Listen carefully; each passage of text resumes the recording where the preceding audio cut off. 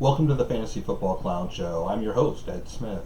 Today we're going to take a deep dive into a team that probably is my favorite team because I feel like if I can win this league, it would really separate me. I mean, I think that the team that won this league in the first year of existence this year, incredible, just incredible to win. This league is a 384 team league. So when we say that, I mean you have to be the best of 384 teams. There are 32 12-team divisions, so the player pool is divided by a 12-team division. So there would be 32 versions of every player, and you play 11 weeks of the regular season, and then the playoffs start in week 12. And so that creates its own challenge because if we think about it, the playoffs start week 12, bye weeks this year were weeks 12, 13, 14, so 3 weeks worth of byes in a single elimination tournament really creates a challenge. The other obstacle that you face with an 11-week regular season is that you can't afford to lose. Like, so many times I kind of let my teams go for 5 weeks and see where it is, and then try not to overreact because I feel like the month of September is its own season, and what happens in September is far different than what happens in December. And so I try not to panic based on what happens in September. There's so many 1 or 2 week wonder players that come out of nowhere in September, and the real players play in December. And I try not to get too focused on that. But in this 384 team league, it's what I've learned is it's hypersensitive. So when you have a shot, you almost have to be 4-0 coming out of the first 4 weeks of September and ready to roll to really set yourself apart. And what there's 2 different playoffs that are going to happen in week 12. The one is just the league playoffs, which is the 12 teams here. So the top 6 teams play a playoff amongst themselves for the right to get basically your money back in the league, and you're playing for against your other league mates. And it's a 2-week playoff system, so week 12 and 13 would be the 6 seed versus the 3 and the 4 versus the 5, with the first and second seeds being on a bye week. So the 6 and the 5 seeds, get a chance to kind of get their money back and play for something in week 12 through 15. So 12 and 13, 14 and 15, and then 16 and 17. You have those 2-week playoff systems of those, for those teams that are playing for that. In week 12 begins the top 4 teams get put into a pool and reseeded with the other 32 leagues. So that comes out to is a 128 team tournament. That's 1 week single elimination that rolls week 12 through week 17 as well. And there you have to win every week. And so if you just kind of think back to how that looked this year, if Kyler Murray was your quarterback, you were in a lot of trouble because there was a bye week there, plus you didn't play around it. If Jonathan Taylor was your running back, you had a lot of trouble there because there was a bye week there. But even if it was a guy like Carson Wentz was your quarterback, you had a lot of trouble because we had a bye week problem there. Mac Jones was your quarterback, you had a bye week. Damian Harris was your running back, you had trouble because of a bye week. So it's really tough based on the schedule to navigate through.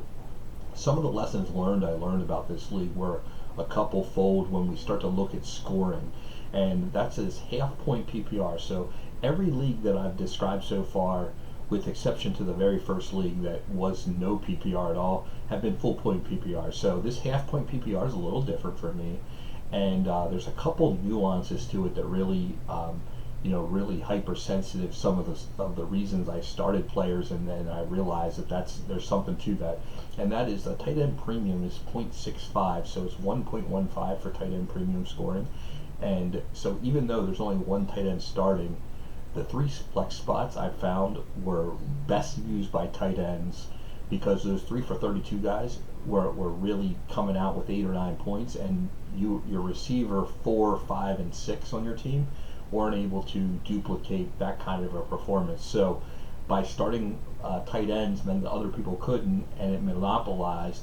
And it actually, I carried that through to all my 2 tight end leagues that I'm beginning to orchestrate them to starting tight ends. One of the guys in first place noticed that he's like, I can't believe that you're making the playoffs starting all tight ends. And then I started to look back at the scores and realized that was a competitive edge. So that's one lesson learned. Another lesson in the scoring that it's important to know is that completions are worth a half point, but incompletions are worth -1. So it's not great to have those guys like Jameis Winston that just air it out and have a whole bunch of incompletions. It's better to have guys that are Mac Jones types that go 17 for 25, and those kind of performances really create some real winning. Those high percentage passers are the one guys that you really like in this kind of an environment. So in a game like this, I've actually decided to kind of maneuver. I like the running quarterbacks naturally, but those high percentage guys, really come into play. Now, when they take a sack, it's actually -1. So when you have a bad offensive line, that really hurts too. And interceptions are -4. So those risk taker guys are not good in the general scheme of things. So those are like Matt Stafford is not a great quarterback to have in a league like this. So try to learn the players you should have. And so when I drafted, we'll get to the players we have, and then I'm going to kind of get to the draft and what I was taking and what I was thinking and how I went about it, because I think there's something to that. And I fell into the tight end thing, definitely fell into that. And so as we look at the starters, there's one quarterback, one super flex, two running back, three receiver, one tight end, three flex for the 11 starters, and then 11 bench players, five taxi, five IR. So basically, it's 12 skill players per NFL team in our little segment of the league. And so the tight end room that I have that I was starting, and so I guess that's an important distinction, is I was trying to start, the four of these guys type of guys, and that's when people are like, wow, you really are ahead of. I was taking other people's good players though; they weren't able to start them. So I have Andrews and Hawkinson and Knox. Like those three were the staple tight ends that I was starting basically every week. So that's two flexes right there, as long as there was no bye and before Hawkinson was hurt. And then also had Tyler Conklin, who was like a top 15 tight end. Like he wasn't like terrible. And then Harrison Bryant, I feel like he's coming. And then with Bates and Gray, and then T. Jackson from the Eagles also as tight ends, I'm just kind of popping them in and hoping to figure out a way to get. I'd love to start four eventually. Right now we'll start running backs, and there's like extra flex spots until we get to the point where there's, we have four top 12 tight ends. If that it can happen, I think that it'll be a competitive advantage for sure.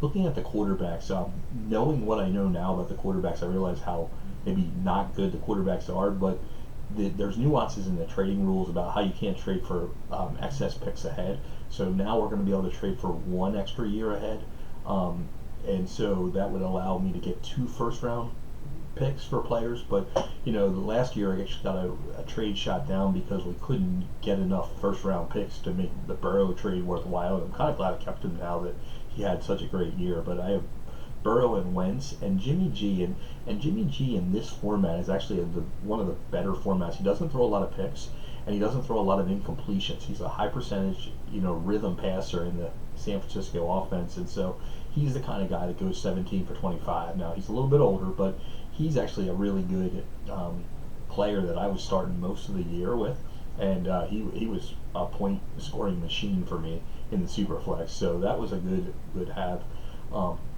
And then this team also has Daniel Jones, who wins with his legs, and Dalton and Tyrod, who could maybe be bridge quarterbacks, and then Ellinger, who's a rookie. And I'm not sold on the quarterbacks, but I just basically have them as numbers, and I figure if there's part of the 32 again with 4, that's 48, and so there's teams that obviously don't have 2, and so I'm eliminating them from the top 4, because again the goal here is to not only get in the top 6 but the top 4, and I got in the top 6 last year, so really want to keep getting better. And then if we look at the running back room here, I feel like it's getting better possibly anyway this year, and with Dalvin Cook and Cam Akers and Cordell Patterson here, so he was a good find. And then Jordan Howard and Jamal Williams and Khalil Herbert, James Robinson and Funk are the running back room. So a lot of running backs need 2. Have been starting 3 or 4, depending on Patterson. I can float him around to receiver, running back, flex, wherever he's needed. And because I didn't have Akers last year, I did have Robinson, but maybe next year we won't have Robinson. So always looking to increase this a little bit, but really feel like we'll be able to fill out the receiver room this year with the draft as well. So the receivers I have are Devontae Parker, Zay Jones, DK Metcalf, which were the kind of the three starters for a lot of the year when Parker was healthy anyway.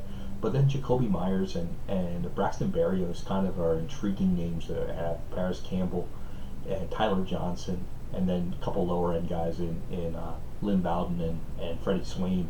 But we really only need three, and then of course we have those three flex spots that we're floating guys into and for buys. But there's a lot of opportunities there to maybe trade some of those guys. I'm really planning to build around Metcalf, and of course, as you've probably heard if you've watched any of the other videos, that I like Zay Jones a lot and feel like he's a free square. And I feel like, but on the other hand, I feel like Braxton Berrios might be a sell high type of guy, and maybe Myers. There's not a lot to sell here, but there's a lot of dart throws that I think it's easy to work our way through.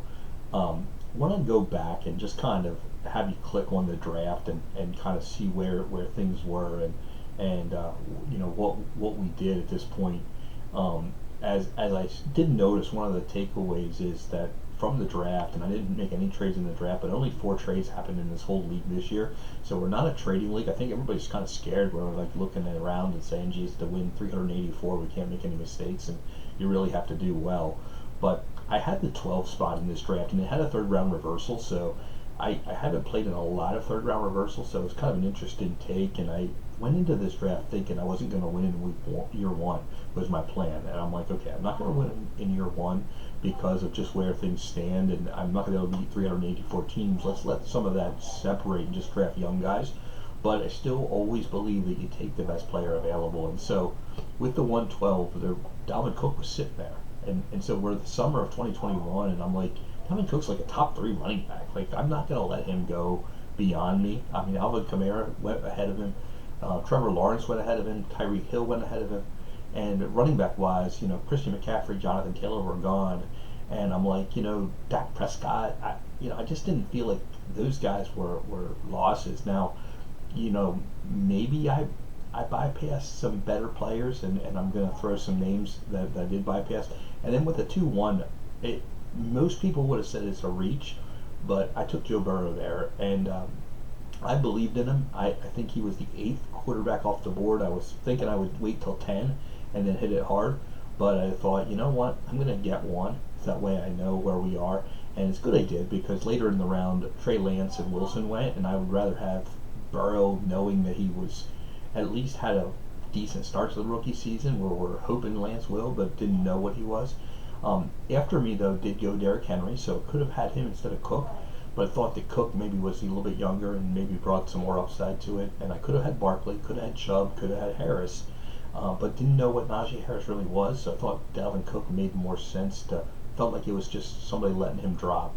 When we came to the 3rd round, I had the 3-1, and I did make the decision to take Metcalf over Diggs or Adams, or going back to Swift. I just thought having a running back, quarterback, and a receiver began to start this team off with building blocks that were all relatively young. Even though Cook was a little bit older in the scheme, I felt like, you know what, I'll figure that out. And now I've got these 3 building blocks of one of every position. I'm lacking tight end, but we'll see what happens. I did see Pitts and Waller and Kelsey are all gone, and I was like, okay, I'm not gonna be drafting those Pitts in the 2nd round. I'm not gonna take him over Burrow, and I just need to keep going. So just rolled it out, and at the end of the 4th round is when I pounced tight end, and that's where I got Hawkinson with 412 and Andrews with 5-1, and I think I shocked the whole draft board, because then I felt like, okay, I got 2 top 5, and they're like, what the heck, and they actually started kind of ball busting me a little bit with why would you take 2 tight ends in this format? And I thought, well, I got 2 top 12. I know that we're already started. And then as I look down at the draft, I'm really kind of happy with the way this all played out. Then I came back at 6-12, 7-1, and I went Carson Wentz, Daniel Jones, and they feel like good picks. Even if Carson Wentz goes away, at least I feel like, okay, I got some more quarterbacks. So now I'm monopolizing the quarterback room, and then and I'm taking those over guys like Kirk Cousins, Sam Darnold, Matt Ryan, Dallas Goedert. I mean, I didn't make a whole lot of mistakes there. Now, I do see that in the seventh round, Cooper Kupp was a taker. So, I mean, obviously that helped that guy, go win. It was the Jonathan Taylor owner. If you're clicked on that, you'll see the Jonathan Taylor owner, got Cooper Kupp, and he's with Russ Wilson and J.K. Dobbins and Chase. I mean, he's got some stuff. He didn't make too many mistakes either. So he's got some good stuff. And I look around and say, okay, some of these guys were, but I wasn't picking in that spot. So you can't take who you don't have a chance to take. I mean, he took Taylor before I came onto the board. And there was just no trades happening in this league. Like, it just wasn't. Four over the whole course of the year throughout the league. And then, I came back in the 8th and ninth round with James Robinson, Cam Akers. And so, really just building. Now I've got 3 running backs, 3 quarterbacks, 2 tight ends, and a receiver. And so, knowing at that point, don't have a lot of receivers. But you know what? I'll figure out receivers, kind of like I always do, and feel like I can always get them out of the draft. And so, it just made a lot of sense. And then I started to get a little bit, create this craziness on the draft board. And these guys are like, okay, what's going on? And 10, 11, 12, and 13, I took Roethlisberger, Newton, Garoppolo, and Tyrod Taylor. Now, as I said, not knowing, I kind of fell into this, but Garoppolo was a great find for me and scored a bunch of points. And actually, Ben Roethlisberger in this format also scored a lot of points because remember, his average depth per target was low, and he didn't throw very many incompletions. He was just checking it down to Deontay Johnson a whole lot of times, and so that was actually a good quarterback for a lot of the year, scoring lots of points just with the way this is. It was kind of dumb luck. It was a one-year wonder, but it worked, and so that propelled me into the spot, and people couldn't follow that, but they were useful pieces, and more than that, now I'm sitting with 4 starters, there in a row, and now I have 7 starting quarterbacks with a starting 32 out of my first 13 picks, and these guys are like, you'll never win. Well, I did. I came back with Jamal Williams, and if you remember early in the year, he did actually play pretty well. And Devontae Parker, had his moments. And then, of course, I took Eason and Jacoby Myers. And if you're looking down the list with me, then you see I went hard on tight ends with Brian and Gray. And it just kind of rolled out. You can kind of see how the draft plan went. And then it just took some dart throws at the end where everybody else is taking dart throws. And, yeah, Dalton Schultz worked out for some people, but, I'm just taking Fulgham and Johnson, and those guys didn't work anyway. So taking those other quarterbacks early wouldn't have made me get anybody that would have made any sense, or I didn't really give up much that would have made any sense. So I feel like all in all, I'm really happy with where the team went, and excited for this year's rookie draft because I think there's a lot of room to really expand. And so next year, in 2023 and 2024, the full slate of draft picks. And then this year, just have the number 8, the number 20, the number 32, and 44. And one thing to kind of keep in mind about the 8, I really feel like it's very possible that there's three running backs, 3 quarterbacks that I think are there. So if that's 6, and they all go before that top 8, if they don't let those drop to me, then I'm going to get one of the top 2 receivers. And so just kind of think about that. I mean, I get kind of guaranteed to get one of the top 3 of one of those skill position players with that number 8 pick. And I'll probably get a decent receiver out of the 20 pick unless I come back with the McBride tight end pick there at 20. And, 32 and 44 are going to be probably, 32 will be one of my top 30 players probably, but 44 will be outside of that, and it'll be a dart throw. However, there's not a lot I need here on this team. Like, I feel like it's, take the best player, and I'm kind of light on wide receiver, but here we are. We're teeing up 3 wide receiver spots. So out of 3, I should get 1 or 2 starters. And so, I really feel like this is a team that has a shot to go get it. Now, luck is going to be involved because the schedule and the bye weeks and all that good things really come into play here. So I don't know if it wins, but, the chance to return money and if I can knock out one of those big wins, that would be just freaking incredible. I mean, it's kind of like winning the NFL Super Bowl, I think. If you win, you're going to think, can I run it back? And the probability is no. I mean, let's just be honest. But every win you get when you're in that playoff, you actually get money. So, it's kind of like getting a player a game check. And so, you just keep winning and winning and winning and making money. And, when you look at that league safe with $38,000 in it, it's just like, wow, I want to go get, $20,000 for me and my family. That's that would be a big win to go win. So just a fun win, and it's a bigger state, fun league, and I feel like I have a team that is pretty well balanced. And it didn't. It happened kind of by accident, but it happened with the same blueprint, just a different execution of the blueprint, and that was just keep taking value. If you're going to let me have Dalvin Cook, which was a top 3 or top 5 pick at the number 12 spot, I'm going to take him. I'm going to take the value. And I came into the year thinking Hockenson was really the tight end I wanted, because I thought he was going to be a target hog in Detroit with a new quarterback that did throw the tight end. I thought it was a realistic thing. I also thought that Andrews was a guy that was Lamar Jackson's favorite target. He was immune compromised last year, so I really felt like he was better than last year. Maybe not as good as the year before, but somewhere in the middle was going to be a good player. And he was actually better than this was kind of the career year, I believe, for him. So it was what it was. I believed in Knox coming into the year. I believed in Harrison Bryant, and we haven't seen Harrison Bryant really get his chance yet, but I do believe in him, and so I like the way that looks. I like the way Akers is looking with Cook, and I feel like this team really has a chance to be something special, really. And if James Robinson returns, I guess that's a big if. I think this team really could, work its way in, and it's got to keep the injury bug and the bye week bug away. But other than that, it's got a chance to really do some nice things. And we're going to take a quicker look. So week 2, I'm going to look at where we are. Week 4, I'm going to look at where we are. I'm going to really take a shot at it. 2-0, 4-0, those kind of records are what's going to propel it. I think if we get in the top couple spots in our division, then we can really take a shot at winning this thing. And so be anxious to hear what you guys think in the comments, and comment on this draft and on what we have going on here, and who you think we should take in the rookie draft. Be definitely interested, and this is kind of like a groupthink team, because it's one that if I never win it, I may never win it, kind of thing. Like I get that. It's more of an anomaly of trying to go for the big one type of thing, but really excited for where this team might head, and ask you to hit the subscribe button if you like the content that I'm giving you, and like the video itself, and give me some things in the comments. Maybe you think that this team, the Bills, stinks.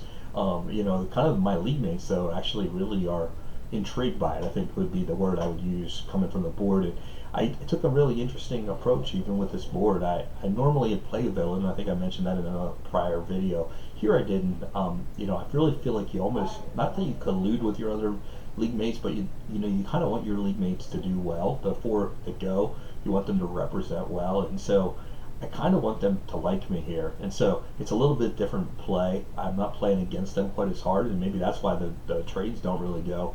I don't offer a bunch of dumb trades here. I offer trades that I want to get accepted here, and so played a little different, and everything is played a little different, and we have a lot of camaraderie, and so this is kind of a fun friends and family type environment that we play with these guys here. So enjoy that, and maybe that makes for some fun, riveting fantasy football. So be anxious to hear the comments. Make sure you hit the notification bell, and we'll look forward to talking to you tomorrow with another team.